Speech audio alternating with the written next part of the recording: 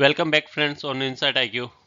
Today we are taking NCERT class 7 geography and discussing one of the most important chapter ever, the geographical diversity of India. As you know, we already covered NCERT class 6 geography subject in our previous content, and let's recap some of the magic moments that capture there about the social science. What is social science, importance of social science, why we study this subject, and what are the impact about that. And let's see some of the point key fact. Social science को theme wise manner में divide करके रखा हुआ है और इसके अंदर different different subject को यूज किया था। सब लाइक कर रहे हैं अपन, जियोग्राफी हो गया, history, polity, Indian economy and some extent of physiology, sociology. तो वैसे ही नेक्स्ट अपन ने देखा था locating places on the earth वाला, कि किसी भी पॉइंट को अर्थ के ऊपर लोकेट करना है या उसको फाइंड आउट करना है तो अपन किस किस की हेल्प ले सकते हैं या कैसे कर सकते हैं। तो उसके अंदर अपन ने देखा था how we use the direction north south east west वाला। फिर अपन ने देखा था कोऑर्डिनेट सिस्टम में, कि कोऑर्डिनेट सिस्टम क्या होता है कि एग्जैक्ट पिन पॉइंट लोकेशन होता है, तो उसकी वजह से अपन किसी भी पॉइंट को फाइंड आउट कर सकते हैं। तो और इसके अंदर अपन ने देखा था लेटीट्यूड एंड लॉन्गिट्यूड को, कि लेटीट्यूड एंड लॉन्गिट्यूड की मदद से कैसे अपन किसी भी चीज़ को फाइंड आउट करते हैं। तो उसके अंदर अपन ने मैप के ग्लोब के ऊपर इंडिया एंड ऑस्ट्रेलिया को लोकेट करके भी देखा था कि इनकी एग्जैक्ट पॉइंट से कैसे इनको लोकेट किया जा सकता है। उसके अलावा अपन ने देखा था टाइम जोन की, डिफरेंट डिफरेंट टाइम जोन कैसे होता है, कि जैसे सपोज इंडिया के अंदर सिंगल टाइम जोन है और यूएसए, कनाडा, रशिया, इनके अंदर मल्टीपल टाइम जोन है। वैसे ही नेक्स्ट देखा था about the oceans and continents के बारे में, कि 5 ओशियन है, like Pacific ocean, Antarctic, Arctic ocean, Indian ocean suppose. और वैसे ही देखा था 7 कंटिनेंट, कि which one is larger and which one is smaller. Next देखा था अपन ने लैंडफॉर्म एंड लाइफ के बारे में, कि लैंडफॉर्म एंड लाइफ कैसे डायरेक्टली इम्पेक्ट करते हैं एक दूसरे को और अपनी डेली लाइफ को। तो उसके अंदर भी अपन ने दो एग्जांपल लेके देखा था, एक माउंटेनियस हिली रीजन देखा था और दूसरा प्लेन वाला एरिया देखा था। कि माउंटेन के अंदर क्या होती है, डिफ़िकल्ट टेरेन होती है, रफ रीजन होता है, तो उसकी वजह से क्या होता है, ट्रांसपोर्टेशन वगैरह डिफ़िकल्ट होता है, लाइफ थोड़ी डिफ़िकल्ट होती है। यहाँ पे एग्रीकल्चर लैंड वगैरह अवेलेबल नहीं होती इजीली, और फर्टाइल लैंड नहीं होती है, मैक्सिमम हिली रेंज होती है, तो उसकी वजह से ये भी होता है। एक देखा था इसके अंदर अपन ने टेरेस फार्मिंग भी देखा था, कि टेरेस फार्मिंग वगैरह कैसे करते हैं। और दूसरा वाला एरिया देखा था प्लेन्स वाला एरिया, गेंजेटिक प्लेन वाला। तो इसके अंदर अपन ने देखा था कि जो माउंटेन से रिवर वगैरह आती है तो वो अपने साथ सेडिमेंट कैरी करके लाती है, तो वो डिपॉजिट करती रहती है, तो उसकी वजह से क्या आता है, फर्टाइल लैंड वगैरह बनता है, availability of the water agriculture के लिए अच्छी होती है, इरिगेशन प्रोसेस के लिए, तो उससे एग्रीकल्चर एक्टिविटी भी अच्छी होती है। तो उसकी वजह से क्या होता है, हैबिटेशन एरिया वगैरह अच्छा हो गया था, इधर ट्रांसपोर्टेशन वगैरह अच्छा है, तो उसकी वजह से लिविंग लाइफ थोड़ी इजी हो जाती है यहाँ पे रेदर देन माउंटेनियस। तो वही चीज़ अपन यहाँ पे थोड़ी डिटेल में देखते हैं, some of extent about the landform. तो उसी को अपन जब इसकी डिटेल स्टडी करते हैं तो वो बोलते हैं जियोमॉर्फोलॉजी। तो देखते हैं what is geomorphology. So basically geomorphology is the scientific study of the earth landform, their origin, evolution, process and pattern, कि कैसे कोई भी लैंडफॉर्म है वो कैसे इवोल्व होता है, ओरिजिन होता है उसका, वो कौन से प्रोसेस के थ्रू गुजरता है। तो उसी को अपन एग्जामिन करते हैं यहाँ पे, कि how force like erosion, weathering, tectonics and deposition shapes landscape over the time. तो यहाँ पे अपन ने एग्जाम्पल भी लिया था एक, यहाँ पे इरोजन का, यहाँ पे मैंने आपको बताया था लास्ट कंटेंट के अंदर, कि इरोजन की वजह से कैसे अपना अरावली की जो हाईएस्ट पीक हुआ करती थी और इन हिस्ट्री, तो वो ओवर द टाइम इरोड होते होते लाइक पेनिप्लेन या बहुत कम जगह ऐसा है जहाँ पे इसकी रेंज है, बाकी वो इरोड हो गई। और दूसरा अपन ने एक एग्जांपल लिया था डिपोजिशन का, कि कैसे ईस्टर्न कोस्ट ऑफ इंडिया के ऊपर अपना डेल्टा फॉर्म होता है, कि जो हिली रेंज या हिमालय से जो रिवर्स वगैरह आती है वो अपने साथ सेडिमेंट कैरी करती है, और जब वो ओशियन के साथ आती है यहाँ पे तो वो अपना सेडिमेंट लेफ्ट कर देती है बिहाइंड द ओशियन, और वहाँ पे डेल्टा फॉर्मेशन वगैरह हो जाता है। तो ये सब चीज़ें अपन ने देखी हुई थी। Before move to geographical diversity of India, let's see simple about the map system. So यहाँ पे फर्स्ट दिया हुआ है पॉलिटिकल मैप। तो पॉलिटिकल मैप क्या होता है ना, ह्यूमन मेड बाउंड्रीज होती है, कि कॉन्फ्लिक्ट जोन से बचने के लिए क्या करते हैं ना, कंट्री या स्टेट्स वगैरह की बाउंड्री क्रिएटेड की जाती है, जो फिक्स होती है कि मतलब उससे पता चलता है कि कौन सा जोन किसका है और कौन सा जोन कौन गवर्न करेगा। तो इसके बारे में जस्ट सिंपल देखते हैं।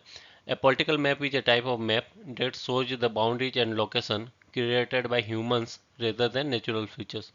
अभी जैसे कि ये पॉलिटिकल मैप है, तो इसमें क्या किया, जैसे जब 1947 के अंदर इंडिया और पाकिस्तान का डिवीजन हुआ था, तो यहाँ पे एक बाउंड्री क्रिएट कर दी गई थी कि इस बाउंड्री के अगर ईस्ट तरफ जाएंगे तो ऑनवर्ड ऑफ ईस्ट पाकिस्तान है और ऑनवर्ड ऑफ वेस्ट इंडिया। तो यहाँ से कॉन्फ्लिक्ट जोन से बचने के लिए ये फिक्स हो गया कि ये बाउंड्री फिक्स है और इसके दोनों साइड अलग अलग कंट्रीज है, तो इससे अपन को ये पता चलता है कौन सा एरिया कौन गवर्न करने वाला है। और ये तो हो गया 4 डिफरेंट नेशन के लिए। अब क्या करते हैं अपन, विद इन द नेशन भी बाउंड्री क्रिएट करते हैं जो जनरली शो करता है डिफरेंट डिफरेंट स्टेट को, कि सपोज ये वाली बाउंड्री फिक्स हो गई राजस्थान की, तो ये यहाँ से अपन को पता चलता है this is Rajasthan and govern by the Rajasthan government. And इसके अगर पास में देखें तो downward this is completely laying by the Gujarat government. तो ये गुजरात गवर्नमेंट के द्वारा गवर्न किया जा रहा है, ये राजस्थान के द्वारा है, suppose this is MP and Uttar Pradesh. तो ये डिफरेंट डिफरेंट बाउंड्रीज क्रिएट कर दी गई है डिफरेंट जोन को डिवाइड करने के लिए। इन लास्ट स्लाइड में अपन ने रीड किया था अबाउट द पॉलिटिकल मैप कि कैसे ह्यूमन है जो बाउंड्री क्रिएट कर देता है for their easier convenience and administrative zone के लिए। तो वैसे ही अपन इस स्लाइड में बात करते हैं अबाउट द फिजिकल मैप के लिए। तो फिजिकल मैप में क्या होता है ना, कि जो लैंडस्केप क्रिएटेड होता है बाय द नेचर, तो उसी को अपन है ना एक मैप के ऊपर पिक्टोग्राफिक वे में रिप्रेजेंट कर देते हैं। तो उसे क्या होता है, थोड़ा इजियर कन्वेंस होता है कि मतलब ये मैप देख के अपन पता लगा सकते हैं कि कहाँ पे माउंटेन है या कहीं कहाँ पे प्लेटू वगैरह है, कहाँ पे रिवर जा रही है। अभी सपोज अपन को कोई प्रोजेक्ट सेटअप करना है या कहीं इंडस्ट्री लगानी है, तो क्या होगा कि इंडस्ट्री के लिए प्लेन एरिया चाहिए ना कि हिली अरब टर्न चाहिए, तो प्लेन एरिया चाहिए। प्लेन एरिया किधर है, ये अपन को पता चलेगा गेंजेटिक प्लेन एरिया इधर है, ये वाला माउंटेन एरिया। तो अब दूसरा जो अपन को पता लगा वाटर चाहिए, अभी प्लेन एरिया तो ये भी है डेजर्ट की साइड वाला या राजस्थान वाला गुजरात वाला, बट अपन को चाहिए वाटर वगैरह। तो वाटर ड्रिंकेबल वाटर कहाँ रिवर से मिलेगा, तो ये रिवर वगैरह इधर आ रही है। तो वो इस अपन मैप के ऊपर इसको रिप्रेजेंट करते हैं। तो वो ये सिंपल इसके बारे में देखते हैं।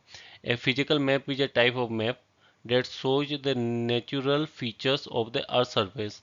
It highlights things created nature by nature rather than by humans such as mountains, rivers, deserts, etc. The main purpose of the physical map is to represent the shapes, height, and location of the landforms and water bodies, helping us understand the Earth geography. Let's start about geographical diversity of India. So earlier India was a part of much bigger landmass called Gondwana. Amazingly, India is still pushing into Asia today very slowly and Himalayas are still growing taller. तो ये जैसे कि अपन ने NCERT 6 class वाले में देखा था कि हिमालय की हाइट है वो अभी भी स्टिल कंटिन्यूसली ग्रोइंग कर रही है, और जो 8% इसकी हाइट है वो 8,848 मीटर है।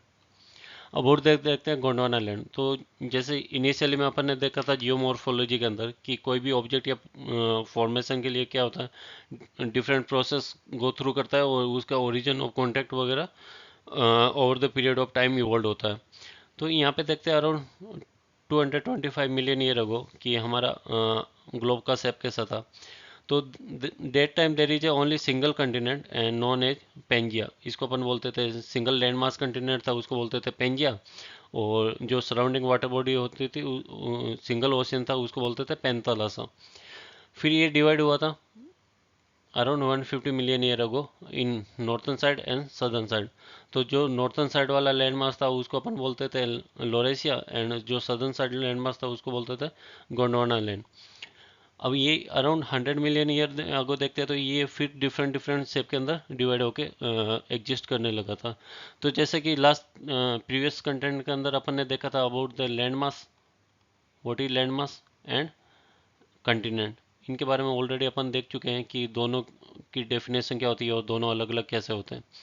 और प्रजेंट फॉर्म में देखें तो ये कंप्लीट शेप ले चुका है कंटिनेंट का अलग अलग डिफरेंटली, जिसको अपन North America, South America, Europe, Asia, Africa, Australia and Antarctica नाम से जानते हैं। तो ये जो सब मूवमेंट है ना वो प्लेट टेक्टोनिक प्लेट मूवमेंट करता है। और उसको एक जर्मन जियोलॉजिस्ट है एल्फ्रेड वेंगनर, तो उन्होंने एक थ्योरी दी थी, the movement of continent across the ocean bed is known as continental drift theory. तो इसको अपन डिटेल में बाद में देखेंगे कि क्या होती है। तो जैसे कि मैंने पहले भी बताया था कि जो कंटिनेंट था उसको अपन सिंगल कंटिनेंट पेंजे बोलते थे, और जो सराउंडिंग लैंड ये ओशियन वाटर बॉडी था उसको पैंथालासा बोलते थे। तो यहाँ पे अपन देखते हैं अबाउट द इंडियन जर्नी के, इंडिया की जर्नी कैसे स्टार्ट हुई थी फ्रॉम सेपरेटिंग अफ्रीका या गोंडवाना लैंड। तो जो अफ्रीका पार्ट था कंटिनेंट का, वो सदर्न साइड गोंडवाना लैंड का पार्ट था उसी से सेपरेट होकर अराउंड 71 मिलियन ईयर अगो ये स्टार्ट किया था। तो जब 71 मिलियन ईयर होगा देखते तो इसकी डायरेक्शन है ना नॉर्थ ईस्ट हुआ करती थी, नॉर्थ एंड ईस्ट के बीच की नॉर्थ ईस्ट वाली। बट ये over the time period of world होते होते 55 मिलियन ईयर होगो, 38 मिलियन ईयर होगो, 10 मिलियन ईयर होगो, और प्रेजेंट फॉर्म के अंदर ये आते आते इसकी डायरेक्शन हो गई थी नॉर्थ साइड में, और ये जाके कोलाइड करता है यूरेशियन प्लेट के साथ में। तो जब दो टेक्टोनिक प्लेट होती है ना, ये है कंटिनेंट कंटिनेंट टाइप की सीसी। तो इन दोनों ने जब कोलाइड किया था ना, तो उसी की वजह से हिमालय का फॉर्मेशन हुआ था। और जो स्टिल ये जो यूरेशियन प्लेट के साथ में कोलाइड कर रही है, उसी की वजह से हिमालय की हाइट है वो जो कंटिन्यूसली इंक्रीज हो रही है। इस स्लाइड में अपन बात करते हैं about the Himalayan mountain and ranges की, कि how Himalayan mountain and ranges are provided greatly contribution to our geography, economy and environmental aspect. तो फर्स्ट ऑफ देखते हैं कि in the summer the snow on the mountains melt and feed major rivers such as Ganga, Indus and Brahmaputra, and hence the Himalayas are sometime called the water tower of Asia. कि जो भी Himalayan का mountain के ऊपर जितने भी बड़े बड़े ग्लेशियर वगैरह होते हैं, तो उससे क्या है ना पूरे साल गंगा, इंडस, ब्रह्मपुत्र को फीडिंग मिलती रहती है वाटर की। तो उससे पूरे साल यहाँ पे पानी की अवेलेबिलिटी रहती है रिवर्स के अंदर। अगर अपन ब्रॉडली कैटेगरी करें हिमालयन को, तो तीन कैटेगरी के अंदर होता है, greater, lesser and Shivalik Himalaya. तो जो टॉप मोस्ट नॉर्थन रेंज होती है ना, उसको बोलते हैं अपन ग्रेटर हिमालय। फिर southern side of the Greater Himalaya known as Lesser Himalaya, and top most southern side of Himalayan range known as Shivalik. तो this is a broadly categories of the Himalaya. और एक और होती है ट्रांस हिमालय, जो ग्रेटर हिमालय के नॉर्थ साइड में होती है ना, उसको अपन बोलते हैं ट्रांस हिमालय, और तिब्बतन हिमालय भी बोलते हैं उसको। और अगर अपन रीजनल डिवाइड करें हिमालय को, तो उसको रीजनल डिवाइड किया गया है काराकोरम, ये वाला जो रेंज है ना टॉप मोस्ट, उसको बोलते हैं काराकोरम। फिर उसके बाद western Himalaya, this is west side and west side of India, and this is east side of India. तो वेस्टर्न वाले को बोलते हैं वेस्टर्न हिमालय। फिर ये आ गया सेंट्रल के अंदर, सेंट्रल हिमालय या ग्रेटर हिमालयन रेंज भी बोलते हैं, बिकॉज जो जो माउंट एवरेस्ट वगैरह है ना, वो इसी रेंज के अंदर आता है। और फिर ईस्ट साइड में आता है ईस्टर्न हिमालय। तो जो वेस्टर्न हिमालय और काराकोरम है, यहाँ से अपना इंडस वगैरह इधर फीडिंग होता है, ये वाला गंगा वाला, और इधर से ब्रह्मपुत्र जो ईस्टर्न होके वापस इंडिया के अंदर आता है। यहाँ पे थोड़ा ब्रीफली डिस्कस करते हैं about the Greater Himalaya, lower Himalaya and outer और शिवालिक हिमालय के बारे में। The Himadri, the Greater Himalayas are the highest most rugged part of the range, home to towering peaks Mount Everest, Kanchenjunga etcetera. तो ये जो होता है, जो जैसा कि लास्ट स्लाइड में देखा था, नॉर्थन पार्ट होता है, most of the northern of the Himalayan side का। तो इसका जो फोल्ड होता है ना, वो एसिमेट्रिक फोल्ड होता है due to continent continent plates movement collide की वजह से। और जो इसका एवरेज एलिवेशन होता है वो 6100 मीटर होता है, और एवरेज यूट होते है वो 25 किलोमीटर की होती है। जब बट इसका ट्रेन की देखते हैं ना, तो जो इंडिया की साइड का है सदर्न साइड, और ये तिब्बत यानी उस साइड का, तो जो इंडिया की साइड है ना सदर्न साइड, ये है ना स्लोप साइड है, एकदम से जेंट स्टिप स्लाइड है। बट जब तिब्बतन साइड या नॉर्थन साइड देखते हैं ना, तो ये जेंटल टाइप की होता है, जेंटल स्लोप होती है। अभी इससे मेकिंग क्या है ना, कि जो यूरेशिया की या रसिया की साइड से जो विंटर के अंदर कोल्ड वेव वगैरह आती है ना, आईसी वगैरह या हार्श विंटर होता है ना, उसको भी इंडिया के अंदर आने से ये प्रिवेंट करता है। तो विंटर के अंदर भी कोल्ड वेव या जो आईसी तूफान वगैरह जो भी होता है ना, उसको प्रिवेंट करता है इंडिया के अंदर फर्दर करने से। नेक्स्ट है हिमाचल या the lower Himalaya, like south of the greater Himalayas have more moderate climate allowing rich biodiversity and human habitation के लिए ये बहुत सुटेबल है। तो ये जो जनरली बना होता है ना, ये अनफॉसिलिफिएटेड सेडिमेंट के थ्रू होता है। इसका जो एवरेज एलिवेशन है ना, वो उससे कम होता है, और 3500 to 4500 मीटर के अराउंड होता है। इसके अंदर मैक्सिमम पीक्स है ना, वो जनरली पीर पंजाल पीक आती है, तोलादार आती है, मसूरी वगैरह इसी के अंदर आती है। अभी इसके अंदर क्या है, जो दो माउंटेन के बीच की वैली होती है ना, वो सेडिमेंट के थ्रू फिल हो जाती है। और जो इन वाली इनके अंदर लोअर हिमालय वाली की वैली है ना, वो सेडिमेंट फिल होती है, उसको दून्स के नाम से जाना जाता है, जैसे देहरादून वगैरह हो गया। लास्ट साउथर्न साइड में आता है शिवालिक हिमालय। तो शिवालिक हिल्स है जो आउटर हिमालय का रेंज है। फ्रॉम द आउटर मोस्ट और the lowest range consist of the rolling hills and dense forest है इसके अंदर। तो इसका जो एवरेज एलिवेशन है वो सबसे कम है 600 टू 1500 मीटर का, और विड्थ है ना वो इधर वेस्ट साइड में ज़्यादा है और ईस्ट साइड में कम है। तो जो हिमाचल प्रदेश है ना, वो हिमाचल प्रदेश वगैरह इधर इसकी विड्थ है वो अराउंड 50 किलोमीटर की है, जबकि वही ईस्टर्न के अंदर जाएंगे ना, अरुणाचल प्रदेश के आसपास, तो उसकी वो विड्थ है वो कम हो जाती है, अराउंड 15 किलोमीटर, 10 टू 15 किलोमीटर रह जाती है। अब इसके अंदर क्या होता है ना, ये है ना बहुत ज़्यादा लोअर हिल है, तो सेडिमेंट वगैरह कैरी करता है। तो इसके अंदर जो सेडिमेंट वगैरह कैरी होता है ना, वो बॉटम साइड आके माउंटेन के अंदर डिपॉजिट होने लग जाते हैं। तो Shivalik are consolidated sand gravel कंगो में डिपॉजिट करता है, और जो रिवर वगैरह कैरी करके लाती है। तो ये वाला जो एरिया ना, ये यहाँ पे डिपॉजिट होना स्टार्ट हो जाता है, और इसी को अपन बोलते हैं एलुवियल फैन के नाम से भी जानते हैं इसको। इस स्लाइड में अपन देखते हैं about the Gangetic plains area, why these are too important for the agriculture habitation activity के लिए। तो सबसे पहले देखते हैं कि जो गैंजेटिक प्लेन है ना, वो ट्रांजिशन जोन है हिमालय और पेनिसुलर प्लेटू का। जैसे कि नॉर्थ में देखते हैं तो हिमालय, फिर आता है प्लेन्स एरिया गैंजेटिक प्लेन्स वाला, और फिर सदर्न साइड में जाता है तो ये आता है पेनिसुलर प्लेटू वाला एरिया। तो गैंजेटिक प्लेन या प्लेन्स एरिया ना, वो ट्रांजिशन है in between the Himalaya in north and peninsular plateau in the south. So यहाँ पे देखते हैं Ganga Indus Brahmaputra river system along with their extensive network of tributaries enrich the soil with minerals, making the region highly fertile and ideal for agricultural. A large portion of the India's population lives in these plains area. तो ये वाला जो general area है ना, वो habitation और agriculture activity के लिए बहुत ज़्यादा मतलब यूजफुल है। अब नेक्स्ट इसके अंदर देखते हैं कि जो ये इसके अंदर जो रिवर सेडिमेंट वगैरह कैरी करते हैं ना, वो एलोवियल डिपॉजिट वगैरह करती है, तो उससे वजह लैंड भी जो फर्टाइल होती है। और जो उसकी एवरेज विथ है ना, वो वेरी करती है 150 kilometre to 300 kilometre in east to west. 150 kilometre to 300 kilometre east to west, मतलब वेस्ट के अंदर जैसे जैसे अपन जाएंगे तो उसकी विथ भी बढ़ती हुई जाएगी। अब नेक्स्ट इसके अंदर देखते हैं कि जो अपन ने जैसा कि देखा था माउंटेन के अंदर डिवीजन किया था, greater Himalaya, middle Himalaya, lesser Himalaya या शिवालिक। तो जो शिवालिक के अंदर एलुअल डिपॉजिट वगैरह होके वहाँ पे एलुअल फेंस बन जाती है। तो उसके जब शिवालिक के साउथ में आते हैं ना, तो वो बाबर एरिया आता है, तो foot hills of the Shivalik बोलते हैं इसको। तो इसके अंदर क्या करते हैं, जो रिवर मैक्सिमम बोल्डर वगैरह कैरी करते हैं ना, वो यहाँ पे डिपॉजिट कर देती है, ग्रेनुअल्स पेबल्स वगैरह हो गया। तो उसकी वजह से यहाँ पे क्या होते हैं ना, रिवर वगैरह होती है ना चैनल, वो भी इन जो बड़े बड़े ग्रेनुअल्स वगैरह होते हैं ना, इसके बीच में से निकलती हैं। तो यहाँ पे रिवर वगैरह डिसअपियर हो जाती है जनरली, या फिर जो लार्ज ट्री वगैरह वहाँ पे ऐसा कुछ होते नहीं, और होते तो भी बहुत रेयर। तो नेक्स्ट फिर ट्राई बेल्ट आते हैं। तो जो बड़े बड़े ग्रेनुअल्स पत्थर वगैरह होते हैं वो रह जाते हैं पीछे, और यहाँ पे स्मॉल सेडिमेंट वगैरह कैरी करती है। तो ये वाला एरिया ना 15 टू 30 किलोमीटर विड्थ होता है, तराई बेल्ट का 15 से 30 किलोमीटर का विड्थ होता है। तो इसके अंदर जो वहाँ पे रिवर डिसअपियर वगैरह होती है ना, वो यहाँ पे वापस दिखने लग जाती है, रीअपियर हो जाती है। और इस क्लाइमेट को है ना मार्स क्लाइमेट या मलेरियल क्लाइमेट भी बोलते हैं तराई बेल्ट को। फिर नेक्स्ट आता है भांग, south of the Terai belt के आता है भांगर, तो ये इसको ओल्ड एलुवियल भी बोलते हैं। ये भांगर वाला एरिया ना, इसको ओल्ड एलुवियल भी बोलते हैं।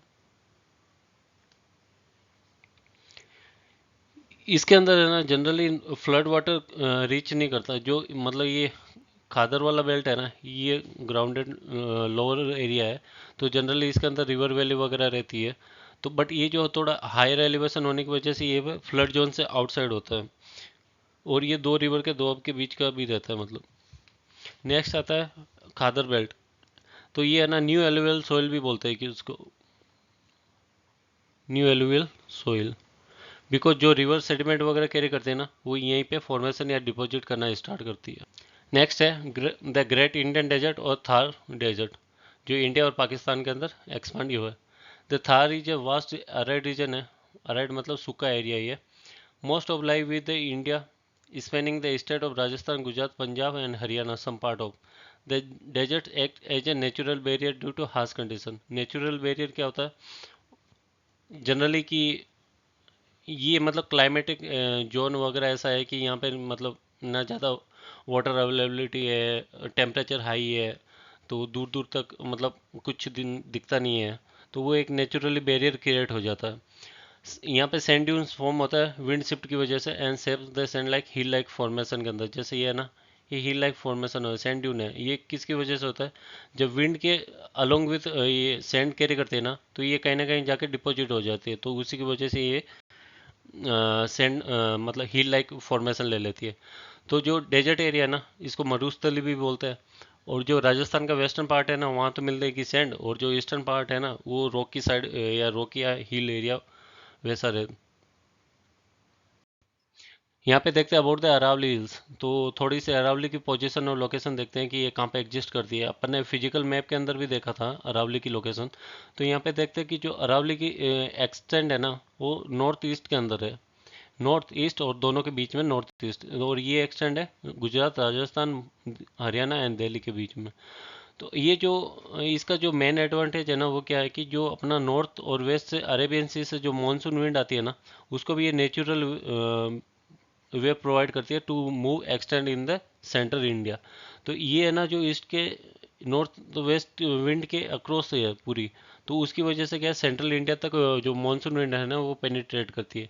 सपोज यही अगर नॉर्थ और साउथ के अंदर होती, नॉर्थ एंड साउथ, तो ये क्या होती है, जो भी मानसून विंड आती थी ना, तो उसको यहीं पे ये अट्रैक्ट कर देती थी, और यहीं पे लीवर्ड साइड में तो विंडवर्ड साइड में तो रेन होती थी, और लीवर्ड साइड में भी अराइड या जोन या सूखा जोन होता था। तो उसकी वजह से ये जो एक्सटेंड है ना, ये नेचुरल वे प्रोवाइड करती है for the Arabian sea monsoon wind के लिए। सम ऑफ एक्सटेंड इसके देखते हैं about the Aravalli are the among the oldest mountain in the world, some 2.5 billion year ago. The range has many peaks and reach, although its highest peak is Mount Abu with an elevation of 1722 meter, lying in the Rajasthan. This is a rich in minerals like marble, granite, zinc, copper, etc. इसकी location अपन ने देखे, the Aravalli play a vital role in shaping the geography and climate of the northwest India. Spans across the northwest India from near Delhi through Haryana, Rajasthan and Gujarat. Ecology role भी इसका क्या है, one of its most important function is acting as a natural barrier preventing the Thar desert from the expand further. अब देखो, अब इसका जो north east होने की वजह से क्या है ना, ये वो जो मरुस्थली रेगिस्तान वाला एरिया है ना, वो भी अगर विंड के साथ में सेंड आएगी ना, तो वो भी इसको अट्रैक्ट करके यहीं पे होल्ड कर देगी, ना कि इसको मूव कर देगी further in the central India के। अब रिवर, अब देखो यहाँ पे अगर मतलब इंडिया में अपन देखते हैं वेस्ट साइड के अंदर इंदस रिवर, सेंटर इंडिया के अंदर गेंजेटिक प्लान वगैरह, और इधर ब्रह्मपुत्र। तो ये जो वाटर डिवाइड गैप हो रखा है ना इंडस और ये गंगा रिवर के बीच का, तो उसको भी सम ऑफ एक्सटेंड ये फुलफिल करने की ट्राई करती है। तो river like Banas, Sindh and Luni river originated from the Aravalli region serving a water divide between the Indus and Ganga basin. तो जो लूनी रिवर है वो अजमेर नियर यहाँ से स्टार्ट होकर वेस्टर्न राजस्थान की तरफ जाती है, और बनास रिवर वगैरह जो है ये यहाँ से ओरिजिनेट होकर चंबल की ट्रिब्यूटरी है, और फिर फाइनली जाके यमुना के अंदर मिल जाती है। नेक्स्ट देखते हैं अबाउट द पेनिसुलर प्लेटू। तो सबसे पहले देखते हैं व्हाट इज पेनिसुला। जब कोई लैंड मास है ना, वो अगर तीन तरफ पानी से घिरा हुआ ना, तो उसको बोलते हैं अपन पेनिसुला। तो इधर आ गया अरेबियन सी, इधर है बे ऑफ बंगाल, और बॉटम साइड है इंडियन ओशियन। तो तीन तरफ पानी से घिरा हुआ लैंड को अपन बोलते हैं पेनिसुला। तो अब ये वाला जो लैंड है ना अपना, सेंट्रल इंडिया और सदर्न इंडिया वाला, तो ये most important and most stable physiography condition है इंडिया की। तो ये बोलते हैं peninsula is a piece of land that is surrounded by water on three side. India is a several plateau, the most important one is triangular peninsular area in the middle and south of the country. Rivers like Godavari, Krishna and Kaveri flow across the प्लेटू from the west to east. अब ये जो प्लेटू है ना, उनका slope है वो waste to east है, generally east की तरफ स्लोप है। तो उसकी वजह से क्या, जो भी रिवर वगैरह ओरिजिनेट होगी ना, तो मैक्सिमम ऑफ रिवर फ्लो करेगी ईस्ट की तरफ। तो उसकी वजह से river are important for farming, agriculture activity वगैरह और provide water for millions of people. Dense forests on the plateau are home to tribal communities including Santal, Gond, Baiga, Bhil and Korku. अब यहाँ पे क्या है ना, देखो इधर आ गया Western Ghat, this side Eastern Ghat, and बीच में central plateau and southern plateau वगैरह, डेक्कन प्लेटू, तेलंगाना प्लेटू, कर्नाटका प्लेटू। तो उसकी वजह से ये वाला जो लैंड का पोर्शन है हाईली एलिवेटेड एरिया है, और प्लस यहाँ पे availability of the water resources अच्छा खासा है, तो उसकी वजह से क्या डेंस फॉरेस्ट वगैरह है। नेक्स्ट देखते हैं अपन इंडियन आइलैंड।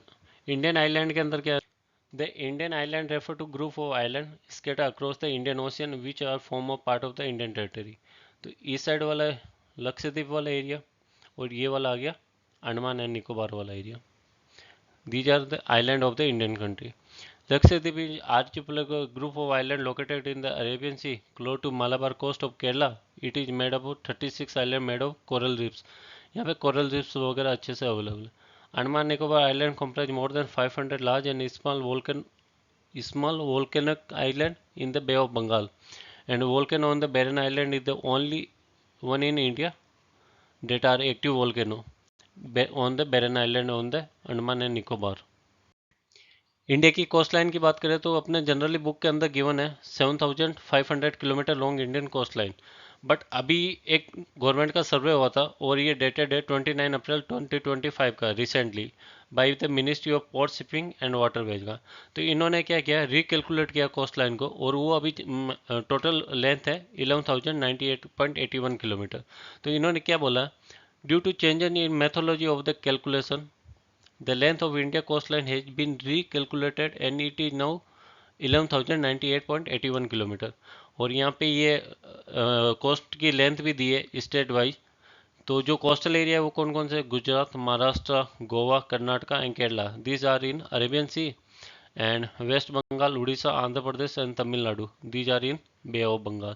तो जो टोटल अभी करंटली कोस्ट लाइन की जो लेंथ है ना वो 11,098 किलोमीटर है।